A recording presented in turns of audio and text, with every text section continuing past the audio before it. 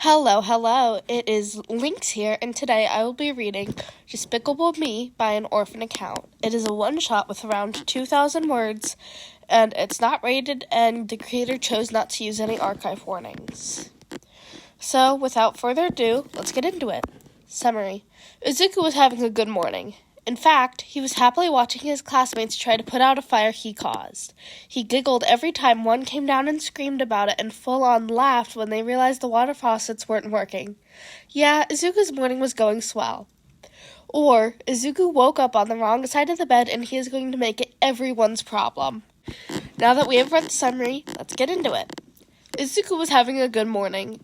In fact, he was happily watching his classmates try to put out a fire he caused. He giggled every time one came down and screamed about it and full-on laughed when they realized the water faucets weren't working. Yeah, Izuku's morning was going swell. You're probably wondering, why would he do such a horrible thing? Well, Izuku woke up mad, and when he went to go take a shower, hoping it would calm him, there was no warm water. If Izuku can't have warm water, they can't have water at all. After he finished messing with the pipes, Izuku got hungry and remembered he had his favorite cereal here in the dorms. He thought maybe the sugary thing could help him calm down. He almost screamed when he found the box empty. Momo had told him to hide the cereal, but Izuku trusted his classmates not to eat it. Izuku scoffed and then made some toast. If Izuku can't have a cereal, then they can't have a kitchen. Which is why Izuku smiled throughout his classmates' struggles. He was really enjoying it until Hatsume came with one of her stupid inventions and put the fire out. Izuku almost groaned when she did. His mood went back to bitter after that. Izuku decided he would behave throughout classes. He didn't want to be a distraction to the people trying to learn around him. Kacchan thinks that too, which is why Izuku was throwing crumpled up paper at the person in front of him. It had something written down that would make him mad. He would throw them and then watch how Kacchan trembled in anger. It was fun, and Izuku couldn't stop the grin that made it to his face. He kept doing it for a while, enjoying the way his hands would heat up just enough to get rid of the notes. Kacchan's quirk was always fascinating. Midoriya, stop throwing things in my class! President Mike said in full English as he was about to throw another note. Izuku sighed but obeyed after throwing the last note in Kacchan's hair and smiling when he actually blew that one up. Izuku grumbled and slumped in his seat. He would just have to think of something else, and lucky and unlucky for him, he never stops thinking. His idea hit him like a truck. He smiled before getting to work. If someone saw him slip a note in someone's locker, they didn't mention. Izuku was a school sweetheart. He wouldn't do anything bad. Guys, I got a love letter, Mineta said as he entered the commons room. Almost everyone was there besides the few antisocials. Whoa, dude, really? Did it come with chocolates and flowers? Denki asked, taking the note from Mineta's hand. The said boy shook his head. Who cares? A girl likes me, he stated happily. Izuku sighed. I would be careful. If she didn't bother getting you anything but a note, she might not take the situation seriously, Izuku states. What? He might have wrote the love letter, but he wasn't heartless. According to some of his classmates, he was good with getting girls. Mineta would at least take what he said into consideration. If Mineta chose not to take his advice, then that's his problem, not Izuku's. Izuku sighed as he saw Mineta leave. He was trying so hard to hide a smile, and by Kacchan glaring, he was doing a fantastic job. Izuku only sat down with his friends and started doing his homework. Hey, would you guys be okay with pizza for dinner? Sarah asked with his phone out. Izuku's smile was let loose. He had forgotten about the kitchen. It was about an hour later when Mineta came back. He was crying, of course, but was mostly out of it. Izuku knew how he felt. It happened to him a bunch of times. Izuku watched as he collapsed next to Denki, who only gave him a pat on the back. It's alright. She obviously wasn't good enough if she left you opened, he states with a smile. Denki was always able to make someone feel a little better. Izuku watched as Momo walked towards Mineta with chocolate and a teddy bear. I know we really don't get along, but what that girl did was rude. She handed him the treats. Izuku's eye twitched as he listened to Kacchan snicker. His plan backfired. He feels like this yelling or even fighting all night. He has a reason to. After all, he's still hitting on his mother. Izuku wants to save that for later, though. Izuku clicks his teeth before picking up his hero notebook. His hero notebook. Izuku cackled. He was going to mess with the heroes. He grinned madly to himself. Deku, are you okay? Uraraka said from next to him, watching the weird boy practically vibrate. Izuku only nodded before standing up. He wasn't going to cause chaos.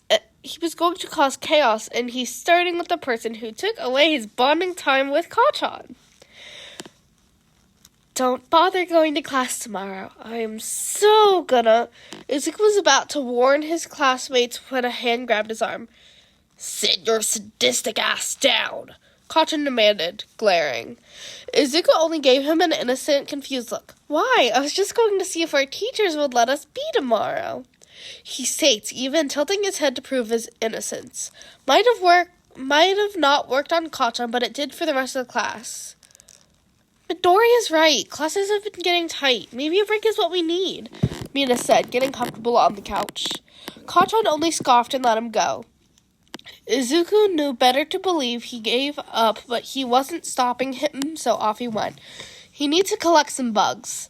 After all, President Mike is scared of them. Izuku was about halfway done when he spotted Aizawa watching him. His plan was to ignore, which of course he was good at, but his staring got annoying after a while, which was why Aizawa was now standing right in front of Bakugo. If he knew anything about Midoriya, it would be that he would never actively glare at his teacher while flipping him off. Midoriya was off today. Bakugo scoffed at the question. He's been like that since we were kids. He states, whacking Hiroshima for pausing on his work. If he doesn't get enough sleep, he decides he'll be a pain in the ass. He states, Aizawa blinked at Bakugo. And no one stopped him. He couldn't have gotten away with this. He says, narrowing his eyes. Bakugo's eye twitched. He was a real late bloomer. Ask him about that, not me. Our school was a quirkish place. Deku took advantage of that. He states, whacking Hiroshima again. What? Aizawa's response was. Bakugo rolled his eyes. If the building was on fire and Deku was the only one there, he would use the fact that the school thinks quirkless people are incapable of doing such things and play innocent. He states, he pushed me down the stairs once, and when people confronted him and told the teachers, he said, you really think I'm strong enough to push Kacchan? It was brushed off as a slip, he says, whacking Kaminari for laughing. Aizawa sighs. He hates his job. Izuku loves his life. He managed to pick up an almost full jar of bugs and spiders. He cackled as he held them on his way to the teacher's lounge. Izuku thought today was going to be bad. He woke up tired and cranky. There wasn't any warm water to calm him down, and worst of all, someone ate his cereal. It's okay now. He was going to get himself a day off, and he had the perfect plan to do so. Izuku pays a lot of attention to his teacher, force habit, and so he knows where one teacher is going to be at a certain time unless said otherwise. Fortunately for Izuku, his teachers were consistent and didn't really change their schedules, which is why Izuku knew President Mike would be in the teacher's lounge by himself. He tends to hold off work until late, causing him to have to catch up. The other teachers leave to not be a distraction, which is how President Mike found himself cornered by one of the students he thought wouldn't hurt a fly. Mike-sensei, do you mind giving us a day off tomorrow? I really don't feel like going to class. He states with a smile, his hands on the glass jar he's willing to drop. Mike's eyes went wide after he realized what was going on. Give him a day off, or else he would have to face his fears. Mike quickly nodded. Yeah, sure, whatever. He gasped out, pushing himself more into the corner. Izuku smiled again. Try to get the other teachers to agree, he states. We wouldn't want bugs in your room, right? Izuku said, his smile becoming small and his eyes becoming dark. Mike only nodded. That was when the door opened. It was Midnight and Aizawa. What are you two doing? Midnight states when she sees Mike. Izuku only chuckled. I found this really cool jar of bugs and wanted to show someone, but when I entered there was only Mike-sensei. I don't know why he huddled into the corner like that, though. He states, rubbing the back of his neck. Mike must have been going insane. When was Izuku good at lying? Midnight smiled. Hot. Can I see them? Izuku only nodded and handed her the jar. President Mike removed himself out of the corner when the jar went into Midnight's hand. He could still trust her. Aizawa sighed before grabbing Izuku with his capture weapon. We know what you were doing, Midoriya. You gave yourself away earlier. He states, glaring at Izuku, who only rolled his eyes.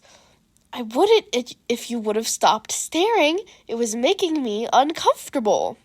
He states, glaring back. Aizawa's eye twitched. That's it. You grew up with Bakugo. He should know how to put you to sleep. He states and began walking. Izuku's eyes widened at that. I don't want to go to sleep. If I go to sleep now, my schedule will be messed up. He states, wiggling in the capture weapon. Aizawa only sighs. Then you'll just have to go a day with a messed up schedule, Aizawa said, tightening his capture weapon. Class 1A watched in slight amusement as Izuku was dragged into the dorms. Bakugo casually walked up to his rival, ignoring his glare, and started to give him a scalp massage. The boy struggled in the capture weapon. Kachan, stop! You'll ruin my sleep schedule, he states, still struggling. Bakugo rolled his eyes. You don't have one, dumbass, he replies back, watching as the boy fully relaxes. Aizawa let him out of the capture weapon, and everybody watched as Izuku collapsed on Bakugo. You're uncomfortable, Kachan, he growls out. Bakugo scoffed and grabbed Kirishima. You hug him, he states, moving away. Kirishima's refusal went unheard as he was dragged into the hug by Izuku. You give good hugs, the boy mumbled out, squeezing the other tight. Kirishima hugged back awkwardly before sitting back down in the spot with his classmate on him. What the fuck? Kaminari whispers in awe. Everyone was staying quiet. They knew something was up with Midoriya by a smile. It was unhinged.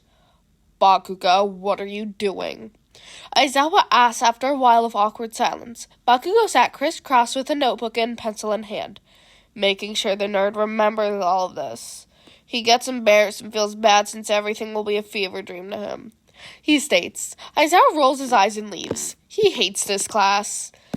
If Izuku was carrying half the class's bags to class, no one mentioned it. Just like how no one mentioned President Mike avoiding Izuku like the plague. President Mike has never had trust issues, but he sure does now. Alright, so that was Despicable Me by an orphan account. That was really funny, and I'm sorry if it sounded weird. I'm a little sick. It's 2 p.m. right now, and I should be in school, except I stayed home because I'm sick. So, whoa, that's fun. So remember to eat, sleep, drink your water, and take your meds. And when you sleep, go to bed at a reasonable time.